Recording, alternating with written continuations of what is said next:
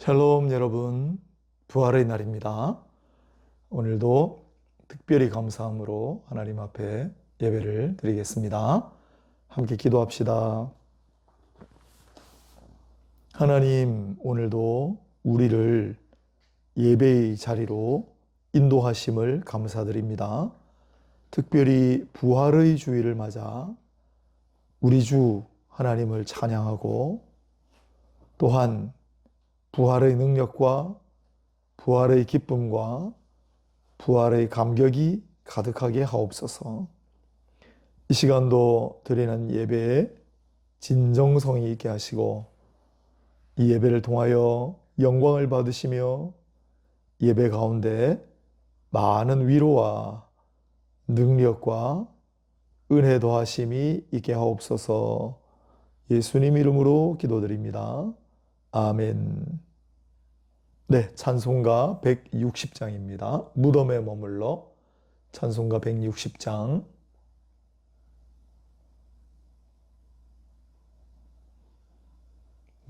무덤에 머물러 예수 내 구주 새벽 기다렸네 예수 내 주 원수를 다 이기고 무덤에서 살아나셨네. 어둠을 물리치고 나와서 성도와 함께 길이 다스리시네. 사셨네 사셨네 예수 다시 사셨네. 헛되이 지키네 예수 내 구주 헛되이 봉하네 예수 내 주 원수를 다 이기고 무덤에서 살아나셨네. 어둠을 물리치고 나와서 성도와 함께 길이 다스리시네. 사셨네 사셨네 예수 다시 사셨네. 거기 못 가두네 예수 내 구주 우리를 살리네 예수 내 주 원수를 다 이기고 무덤에서 살아나셨네. 어둠을 물리치고 나와서 성도와 함께 길이 다스리시네. 사셨네 사셨네 예수 다시 사셨네. 아멘. 사도신경으로 신앙을 고백하겠습니다. 전능하사 천지를 만드신 하나님 아버지를 내가 믿사오며 그 외아들 우리 주 예수 그리스도를 믿사오니 이는 성령으로 잉태하사 동정녀 마리아에게 나시고 본디오 빌라도에게 고난을 받으사 십자가에 못 박혀 죽으시고 장사한 지 사흘 만에 죽은 자 가운데서 다시 살아나시며 하늘에 오르사 전능하신 하나님 우편에 앉아 계시다가 저리로서 산자와 죽은 자를 심판하러 오시리라. 성령을 믿사오며 거룩한 공회와 성도가 서로 교통하는 것과 죄를 사하여 주시는 것과 몸이 다시 사는 것과 영원히 사는 것을 믿사옵나이다. 아멘. 찬송가 165장 한 장 더 찬양하겠습니다. 찬송가 165장입니다. 주님께 영광 다시 사신 주.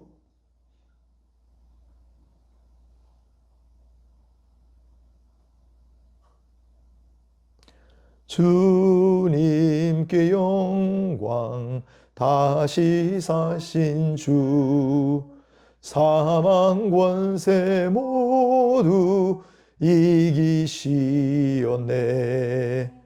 흰 옷 입은 천사 돌을 옮겼고 누우셨던 곳은 비어 있었네.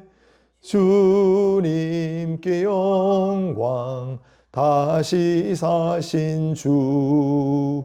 사망 권세 모두 이기시었네.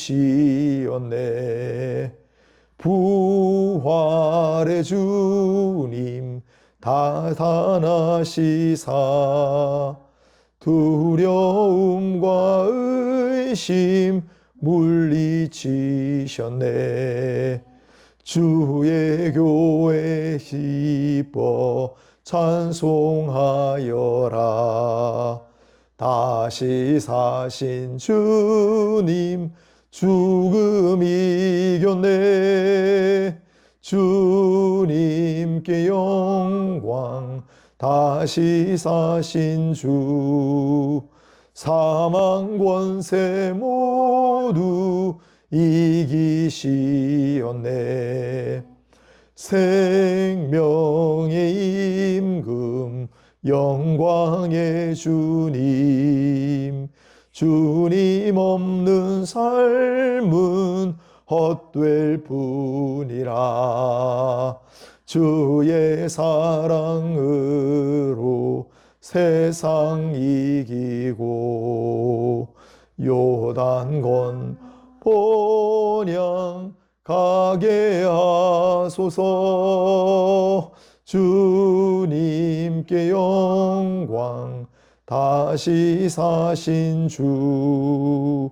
사망 권세 모두 이기시었네.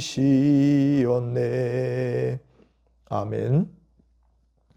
성시교도 가겠습니다. 교동문 133번입니다. 교동문 133번.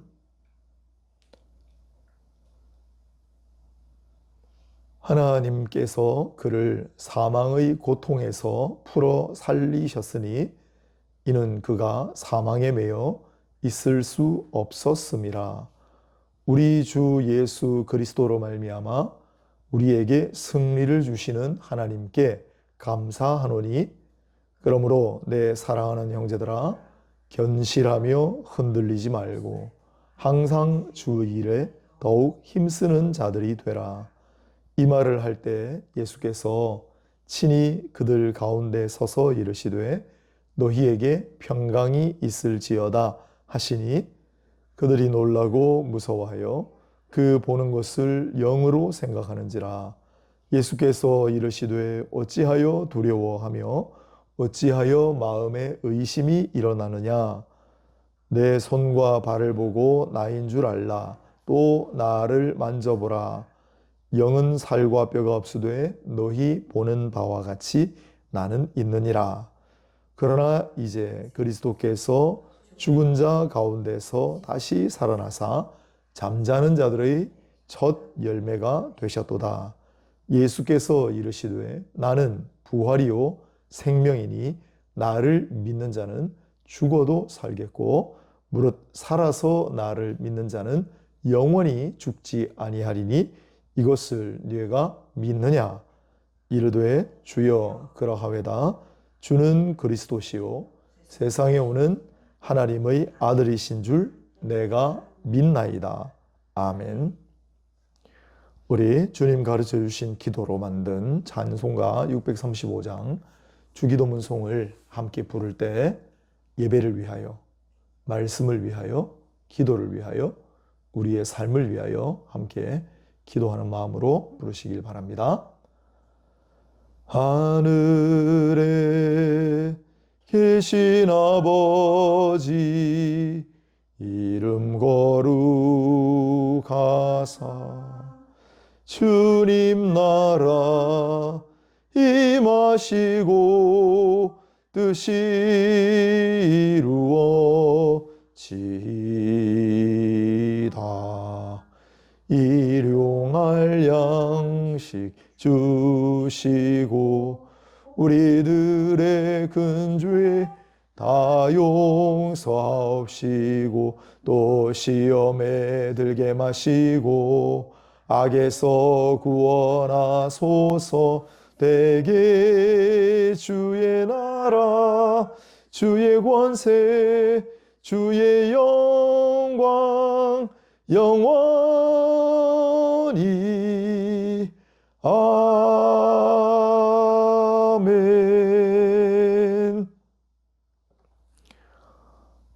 네, 하나님 말씀을 봉독하겠습니다. 오늘은 누가복음 24장 36절에서 43절까지 신약성경 누가복음 24장 36절로 43절까지 말씀을 제가 읽겠습니다.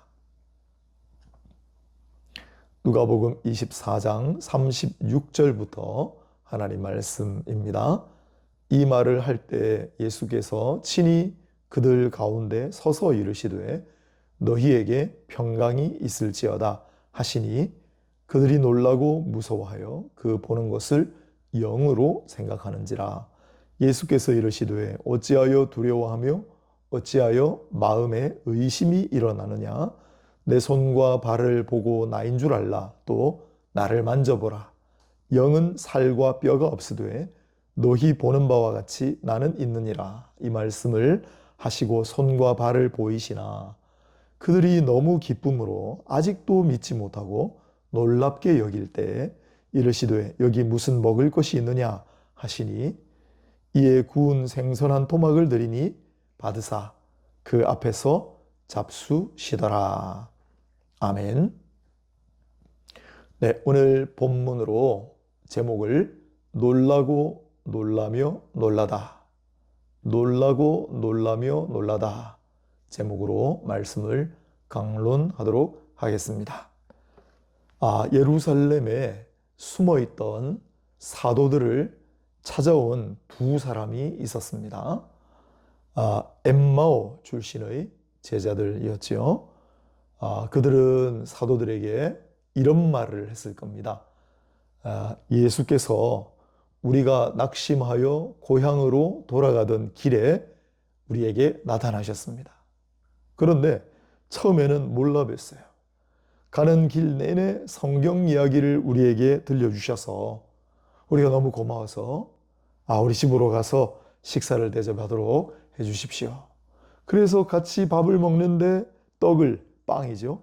빵을 떼어서 축사하시고 우리에게 나누어 주시는데 그때 갑자기 우리 눈이 밝아져서 주님이신 줄 알았습니다. 그러자 사라지셨어요. 아니, 그게 정말이요? 믿을 수가 없어. 당신들 잘못 본 거 아니요?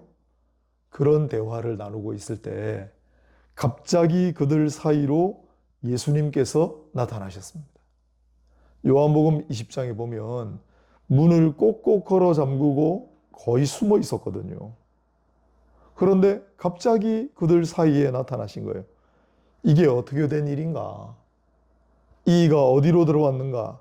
미처 생각할 겨를도 없이 예수께서 그들에게 이렇게 말씀하셨습니다. 너희에게 평강이 있을지어다. 36절입니다. 실제로는 두 단어로 되어 있어요. 너희에게 평강. 얘들아, 샬롬 이렇게 얘기하셨을 거예요. 아마 지금도 살아계신 주님께서 저에게도 나타나신다면 틀림없이 똑같은 인사말부터 건네실 거예요. 석진아, 샬롬. 예수님은 평강의 하나님이십니다. 평소에도 이렇게 말씀하셨어요. 평안을 너희에게 끼치노니 곧 나의 평안을 너희에게 주노라. 내가 너희에게 주는 평안은 세상이 주는 것과 같지 아니하리라. 너희는 마음에 근심하지도 말고 두려워하지도 말라. 아멘. 요한복음 14장 27절에 나오는 말씀입니다.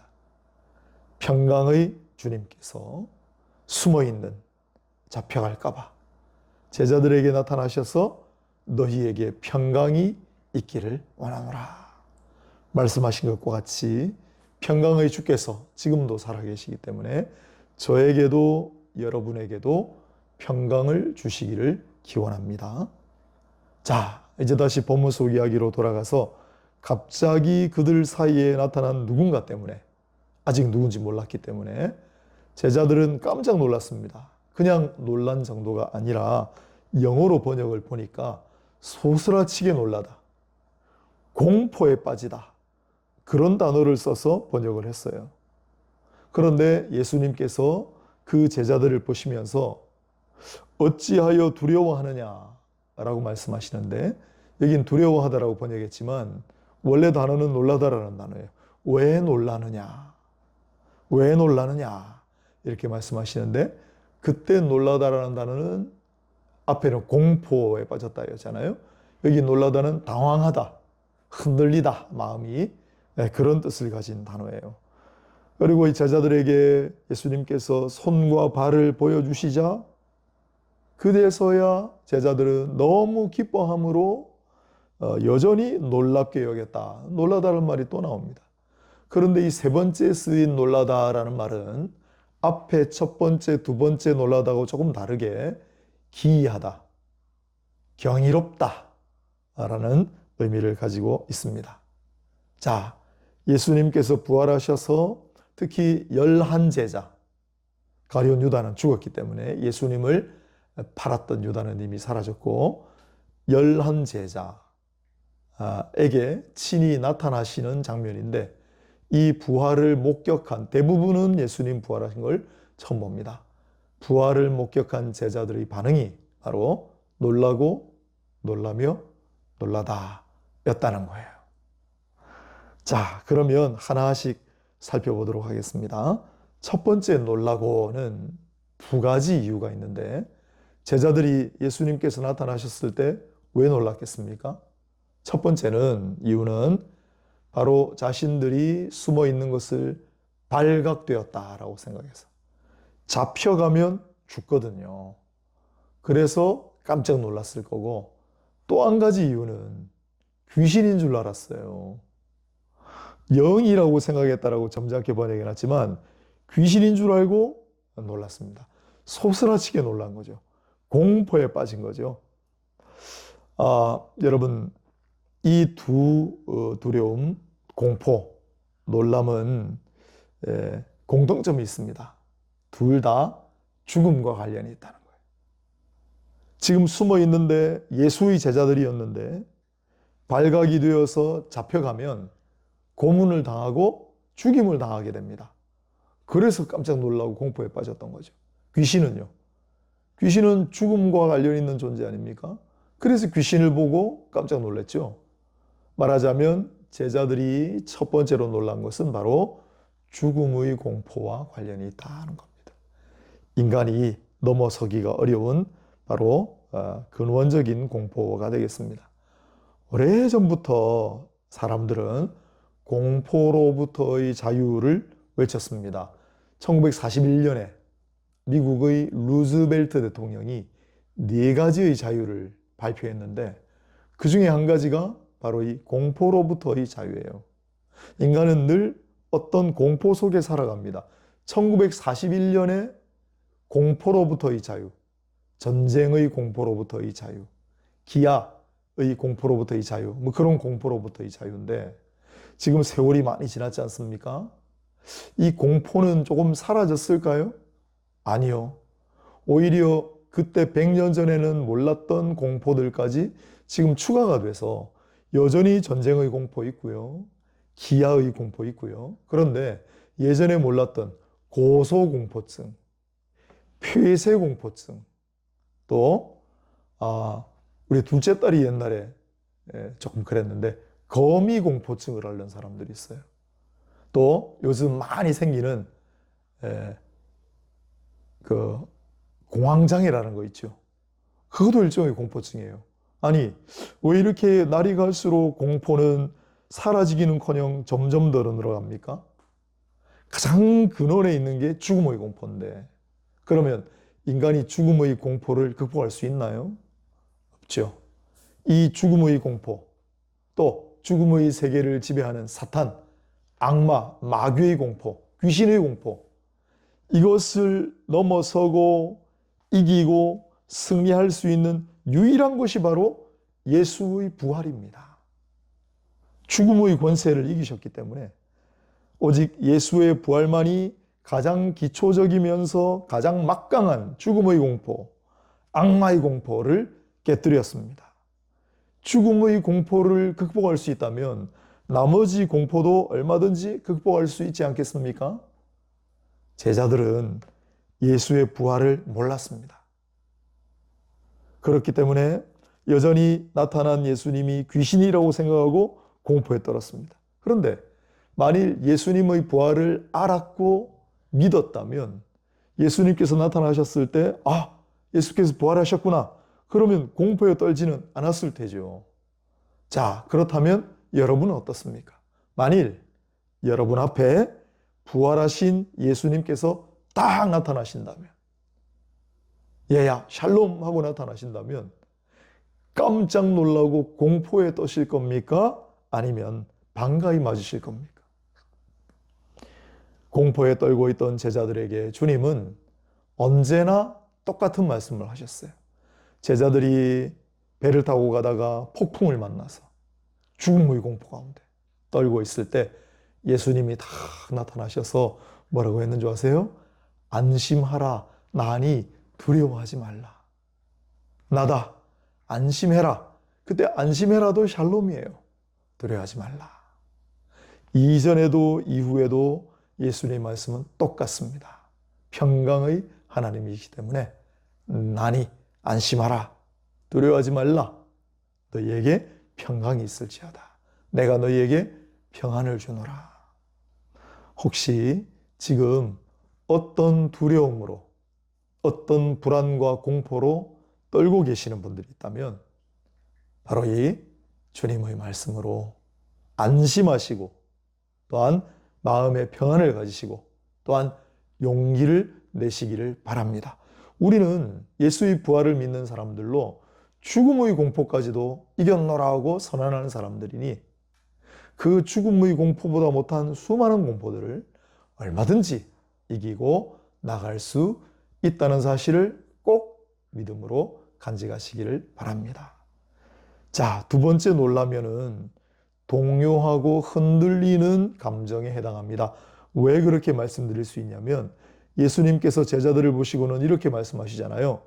어찌하여 두려워하며 어찌하여 마음에 의심이 일어나느냐. 38절이에요. 어찌하여 똑같죠? 뒤에 동사도 똑같은 의미라는 거예요. 어찌하여 두려워하며 어찌하여 마음에 의심이 일어나느냐.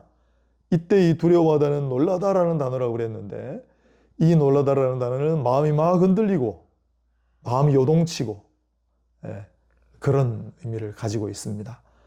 이미 부활의 목격자들이 있었어요. 제일 먼저 막달라 마리아라고 하는 여인에게 나타나셨고 마리아는 얼른 제자들에게 뛰어가서 우리 주님이 살아나셨습니다. 내가 부활의 주님을 보았습니다 했지만 안 믿었어요. 믿지 않았습니다. 믿지 못했습니다. 다음으로 앞선 문맥에 엠마오로 가던 두 제자가 와서 우리가 부활하신 예수님을 만났다고 했는데도 안 믿었습니다. 그러자 이번에는 직접 나타나셨는데 그래도 믿지를 못하는 거예요. 왜 못 믿지? 이 제자들만 탓할 게 아닙니다. 어떻게 죽었던 사람이 살아나죠? 사람의 부활이 가능합니까? 요한에 따르면 이 예수께서 제자들에게 친히 나타나신 바로 이 장면에 마침 도마가 자리에 없었다고 그래요. 그래서 다른 제자들이 나중에 도마에게 부활하신 주님이 우리를 찾아오셨어. 예수님 부활하셨어. 그렇게 얘기를 해도 도마는 여전히 믿지 못하고 의심했습니다. 그래서 도마의 별명이 의심 많은 도마가 되지 않았습니까? 아니, 직접 예수님의 부활을 목격했는데도 이런데 하물며 부활을 보지도 못한 사람들이 어떻게 믿겠습니까? 지난 2000년 동안 예수의 부활을 의심하고 불신하는 사람들이 진짜 많았습니다. 에이, 어떻게 그게 가능해? 요즘 진짜라는 한국말이 일본에서 유행을 한다고 하는데 지금도 일본은 인구가 1억 명이 훨씬 넘습니다. 인구 대국 중에 하나예요. 지금도 일본에는 그 많은 인구 중에 부활을 안 믿는 사람들이 진짜 많습니다. 일본인 전체 인구의 99.9%가 부활을 안 믿습니다. 네, 부활을 의심합니다. 여러분은 부활을 믿습니까? 예수의 부활을 믿습니까? 우리가 사도신경 앞서도 고백했는데 몸이 다시 사는 것과 영원히 사는 것을 믿습니다. 몸의 부활을 믿으십니까? 우리의 부활을 믿습니까? 한국교회가 초창기 때 교인 중에 아이고 얼마나 반가운지 우리 종씨예요. 홍수길이란 분이 기록에 남아있어요. 큰 홍수가 났는데 한 1910년쯤에 그때 아들을 잃었어요. 슬픔에 잠겼는데 선교사님이 기록이에요. 그런데 뭐라고 하는 게 아니라 곧 다시 아들을 만날 줄 믿습니다 라고 그랬대요. 그게 코리아 포 크라이스트라는 기록에 남아있어요. 육신은 죽어도 영혼은 삽니다. 육신도 언젠가는 부활합니다. 그리고 영혼과 육신이 함께 그리스도 안에서 영원한 생명을 누립니다. 이것이 부활신앙입니다. 이러한 부활신앙을 의심하게 하고 부활신앙을 흔들리게 만드는 것들이 아직도 우리 주변에 많이 있습니다. 뭐 직결되는 건 아니지만 제가 이 원형 탈모가 있었잖아요. 앞에는 안 보이는데 진짜 심각했던 건 요 뒤였어요. 뒤에 이만큼이 빠져가지고 나지를 않는 거 몇 년 동안을 한 7, 8년은 안 났을 거예요. 병원에 가도 의사 선생님이 한 분은 이제 가망이 없지 않습니까? 이제 모발 이식을 하셔야 될 것 같습니다. 모근이 죽었다는 거예요. 그런데 또 다른 병원의 한 의사 선생님은 날 수 있습니다. 한번 해봅시다. 그러셨어요. 여러분, 놀라운 일이 일어났습니다. 제 뒷머리가 났어요. 모근이 죽은 줄 알았는데 부활했습니다. 그런데 이게 다시 살아날 줄 믿습니다. 부활이죠. 이걸 흔들리게 하고 의심하게 하는 그러한 상황, 그러한 것들이 정말 많아요. 우리 살아가는 동안에. 이건 이성적으로는 안 되는 겁니다. 과학적으로는 어렵습니다. 통계학적으로 이건 안 되는 겁니다. 얼마나 많습니까? 지금도 예수님의 부활도 어떻게 죽은 사람이 부활할 수가 있나. 너무 그때 제자들이 예수님을 존경했으니까 살아나셨다고 신화처럼 만든 이야기다. 아니, 그때 제자들이 예수님을 너무 사랑했기 때문에 앉으나 서나 눈만 감아도 예수님이 보이는 것 같아서 환상처럼 예수님이 부활하셨다라고 하는 거다. 온갖 이야기들이 있어요. 하지만 흔들리지 말고 의심하지 말고 예수의 부활을 굳게 믿으시기를 바랍니다. 예수의 부활을 믿으면 우리의 부활도 믿을 수 있어요. 영혼의 부활, 우리 육신의 부활. 흔들리지 말고 의심하지 말고 이 부활의 신앙을 굳게 간직하시기를 바랍니다. 세 번째로 놀라다는 진짜 예수님인 것을 알아본 제자들의 반응인데 정말이네? 이거 어떻게 된 일이지? 정말 놀라운 걸 경이롭다라는 말을 쓰잖아요. 영어로 wonderful. 정말 대단한 걸 이렇게 놀라는 걸 말해요. 그런데 귀신인 줄 알았던 제자들이 어떻게 지금 그 앞에 서 계신 분이 부활하신 예수님이라는 사실을 믿게 되었을까요? 계속해서 의심하던 제자들이 어떻게 예수님의 부활을 확신하게 되었을까요? 예수님께서 손과 발을 보여주셨습니다. 아마 옆구리도 보여주셨을 테죠. 그리고 제자들이 손과 발의 못자국과 옆구리의 창자국을 아마 확인하도록 해주셨겠지요. 그때 어땠을까요? 41절을 보면 그들이 너무 기쁨으로 주님이시구나. 야, 못자국 좀 봐. 야, 옆구리에 창자국이 선명하잖아. 정말 주님이시네? 너무 기뻤지만은 아직도 믿지 못하고 놀랍게 여길 때, 야, 이거 정말 사실이야? 아마도 누군가 옆에 있는 사람에게, 야, 나 한번 꼬집어봐. 이랬을 수도 있고요. 야, 이게 꿈인가 생신가? 여보게 친구, 내 뺨을 한 번만 때려주게. 그랬을 수도 있겠습니다. 그만큼 실감이 나지 않는 겁니다. 그래서 아직도 믿지 못하라고 한 겁니다. 그 다음에 놀랍게 여겼다라고 했는데, 야, 이거 정말이야? 이게 도대체 있을 수 있는 일이야? 이런 반응이었다. 사실 예수께서 손과 발을 보여주시는 자체가 큰 은혜입니다.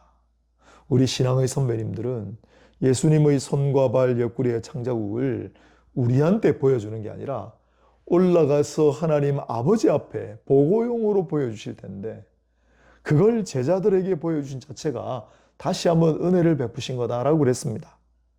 그걸 보고 있는 동안에 잠시 동안 잊었던 감정이 되살아났을 겁니다. 왜 저런 수모를 당하셔야 했을까? 얼마나 아프고 괴로우셨을까? 우리는 이 모습을 보면 이 찬양이 떠오르지 않을 수가 없습니다. 내 너를 위하여 몸 버려 피 흘려 네 죄를 속하여 살 길을 주었다. 널 위해 몸을 주건만 너무 어쭈느냐. 널 위해 몸을 주건만 너무 어쭈느냐. 찬송가 311장입니다. 지난 한 주간 월요일부터 금요일까지 고신측 부민교회라는 곳에 특별 새벽 기도회 설교를 맡아서 다녀왔어요. 그런데 그 교회 위치가 부산대학병원 바로 옆에 있어요. 차를 타고 새벽에 지나고 다니면서 계속 부산대학병원을 봤습니다. 하나님의 기이한 섭니다. 왜냐하면 제가 신학을 하게 된 결정적인 계기가 바로 그 부산대학병원에서 일어났기 때문이죠. 한 아이가 죽어가고 있었는데 저는 그 아이를 살려달라고 중환자실 앞에서 뜬 눈으로 밤을 지샜습니다. 그때 마음속으로 이런 음성이 들려오는 것 같았어요. 그 아이를 살려준다면 내가 생명의 주인인 줄 이제 네가 인정하겠느냐. 이미 기적으로 2딸까지 주셨는데도 의심하고 있던 저에게. 그래서 살려만 주시면 인정하겠습니다. 뭐든지 하겠습니다. 그랬을 때 나는 너를 살리기 위해서 내 모든 것을 주었다 라고 말씀하세요. 그리고 너는 날 위해 너희 생명을 줄 수 있겠느냐 라고 물어보시는 것 같아요.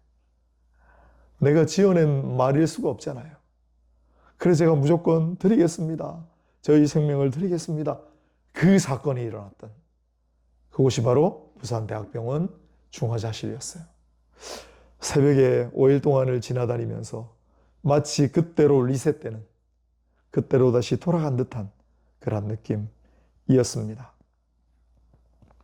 주님께서 손과 발을 주시면서 내가 너를 위하여, 그 손에 선명하게 난 못자국은 무엇 때문에 생긴 것입니까? 발목에 선명하게 난 그 못자국은 누구 때문에 생긴 겁니까? 옆구리에 왜 창을 맞으셨습니까? 우리를 위하여, 우리의 죄를 위하여, 우리의 중생을 위하여 대신 맞으시고 대신 죽으신 거잖아요. 그리고 부활하신 후에 제자들에게 그 손과 발을 내보이시는 거예요. 은혜입니다. 지금 이 순간에도 여러분들 눈에는 보이지 않지만 주님께서 당신의 손과 발을 내 너를 위하여 하고 내보이시고 계시는지 모릅니다. 그 은혜를 기억하십시오. 그렇다면 나는 주님께 무엇을 드릴 수 있겠습니까? 놀랍다고 하면서도 여전히 믿지 못하는 제자들을 위해 예수께서는 특단의 조치를 하나 더 내리십니다. 여기 무슨 먹을 것이 있느냐? 41절입니다. 그래서 마침 준비해둔 생선 한 조각을 드렸더니 42절. 맛있게 잡수셨습니다. 43절. 배가 고프셨을까요? 여러분, 예수님의 그 손과 발에 있는 못자국은, 옆구리의 창자국은 여전히 아팠을까요? 아니면 고통을 못 느끼셨을까요? 부활하셔서 온전한 몸이 되셨기 때문에 고통은 더 이상 없어요. 그러면 부활하신 예수님은 배고프셨을까요? 더 이상 배고프시지 않아요. 부활하신 예수님은 더 이상 육신의 연약함을 가진 분이 아니에요. 육신의 욕구가 없습니다. 굶주림도, 목마름도, 졸림도, 피곤함도, 상함도, 다침도 더 이상 없으세요. 그런데도 제자들을 위해서 음식을 드셨습니다. 고난당한, 죽임당한 바로 그 몸으로 다시 살아났다는 사실을 보여주시기 위해 생선을 드셨습니다. 바로 부활의 진실을 확인해 주신 겁니다. 제자들이 몸의 부활을 확신하도록 음식을 드셨습니다. 너희들이 지금 보고 있는 것은 부활한 영뿐만이 아니라 육신이다. 그래서 음식을 드셨습니다. 그래서 제자들의 부활의 신앙을 굳건하게 만들어 주셨습니다. 부활을 통해 죽음의 권세까지도 이기신 예수님은 그러나 제자들을 사랑하고 긍휼하는 마음으로 제자들의 믿음을 그렇게 더해 주신 거예요. 또 한 가지, 죽음의 세력까지도 이기신 예수님은 부활하셨음에도 불구하고, 그래서 히브리서에 보면 죽음의 고난을 겪으심으로 존귀와 영광의 관을 쓰셨다 이렇게 나오는데, 그렇게 부활로 존귀와 영광의 관을 쓰셨음에도 불구하고 부활하신 이후에도 스스로를 낮추신다는 모습을 보여주셨습니다. 근처에 있는 돌을 가지고 얼마든지 황제가 먹을 법한 진수성찬을 만들어서 봐라, 내가 육신의 몸이니 먹는다라고 하실 수도 있는데, 평범하기 짝이 없는 제자들이 만든 생선 한 도막을 드심으로 부활의 겸손을 보여주셨습니다. 마지막 이 놀라다가 경이로움이라고 부른다면, 부활의 경이로움은 부활의 겸손으로 나타난다는 사실 자체가 얼마나 놀랍고 경이로운지 모릅니다. 이 세상 오실 때 동물의 구유에서 태어나신 그분은 다시 살아나신 다음에도 그야말로 서민 음식인 생선 한 토막으로 부활의 경이로움을 보여주셨습니다. 할렐루야.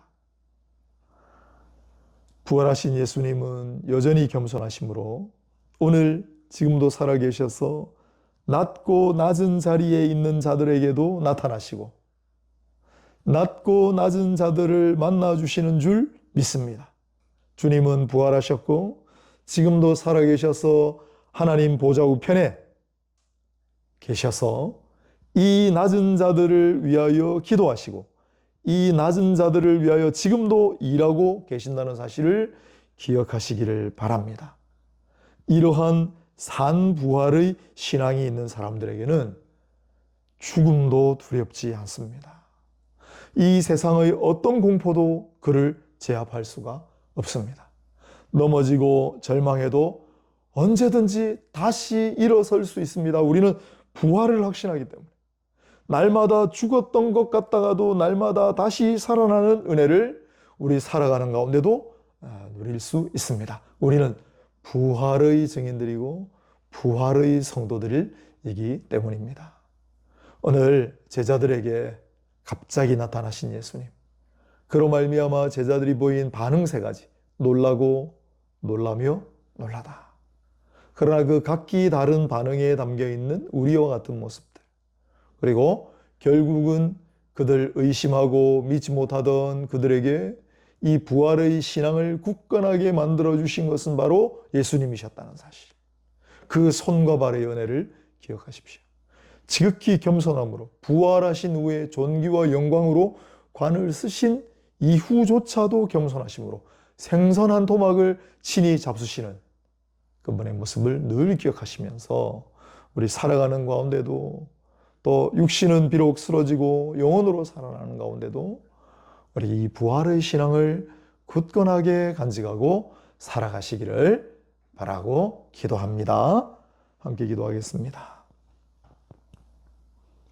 하나님, 오늘 부활의 날을 맞아 다시 한번 부활의 메시지를 선포하게 하셨습니다. 우리 살아가는 동안에 겪을 수 있는 수많은 인간의 감정들, 그러나 주께서 도우심으로 우리가 부활의 신앙을 늘 간직하고 살 수 있다는 사실, 이것을 믿으며 늘 감사하고 찬양하며 늘 다시 시작할 수 있다, 다시 일어설 수 있다, 다시 살아날 수 있다, 부활의 신앙을 사나 죽으나 간직하고 살아가는 모두가 되게 하여 주옵소서. 예수님의 이름으로 기도합니다. 아멘. 찬송가 171장 하나님의 독생자 예수 날 위하여 오셨네, 171장 찬송 함께 부르겠습니다.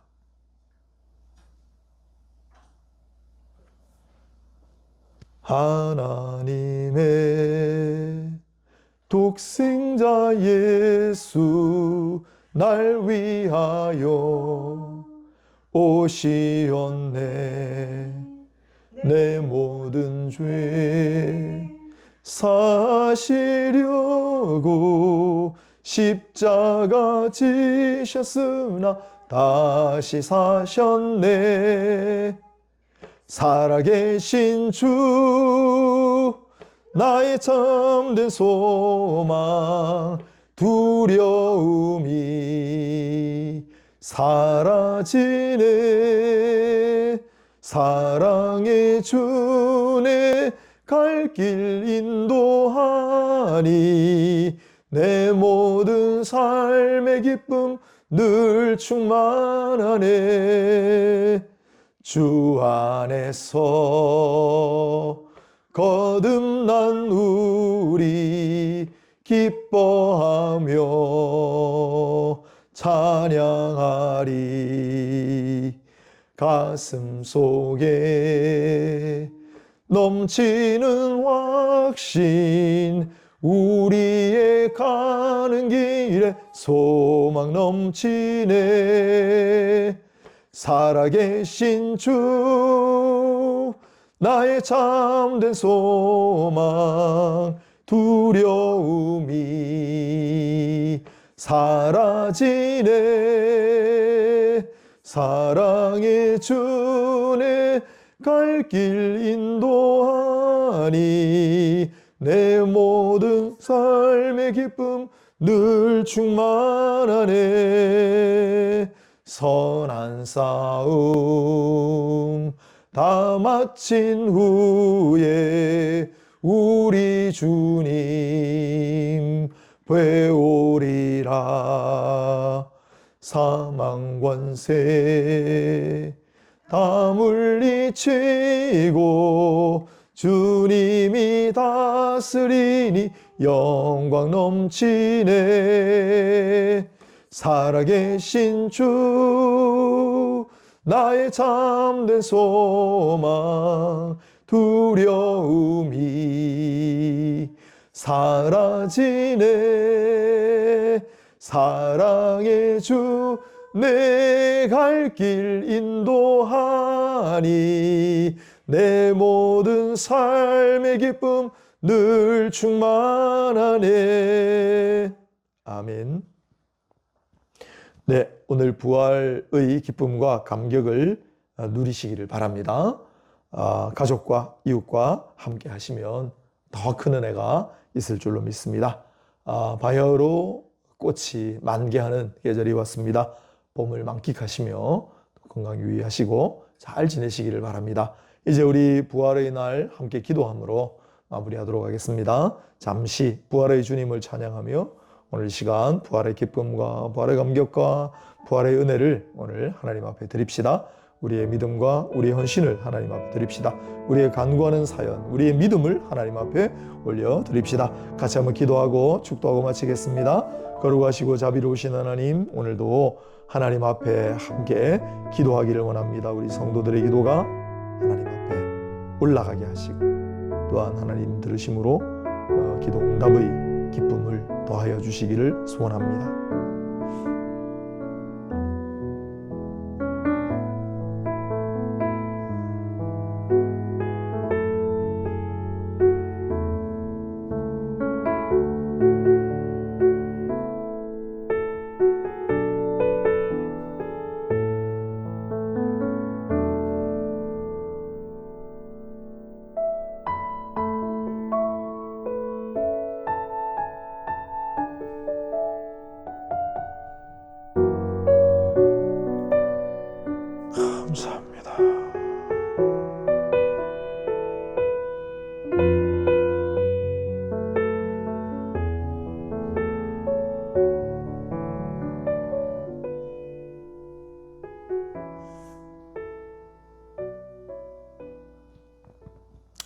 기도하겠습니다. 하나님, 지난 시간 동안 우리가 간구했던 바를 들어주시고 응답하여 주셔서 감사합니다. 앞으로도 우리 믿음을 가지고 간구하는 바를 들으시고 무엇보다 먼저 위로하시고 용기를 주시고 은혜를 더하여 주시고 우리에게 믿음을 더욱 굳건하게 하옵소서. 감사를 드립니다. 예수 그리스도의 이름으로 기도합니다. 이제는 부활하신 우리 주 예수 그리스도의 은혜와 독생자를 이 땅에 보내셔서 십자가에 죽임 당하셨지만 다시 부활하게 하심으로 우리에게 큰 믿음과 능력을 더하여 주시는 하나님 아버지의 사랑하심과 늘 함께 하심으로 부활의 주님을 기억하고 늘 동행하며 살아갈 수 있도록 하시는 성령님의 위로하심이 교통하심이 오늘 부활의 날을 맞아 하나님 앞에 겸손히 머리 숙인 모든 성도들의 머리 위에 그들의 가정과 그들의 모든 가족들 머리 위에 이 교회 공동체 위에 지금부터 영원까지 항상 함께 있을지어다. 아멘.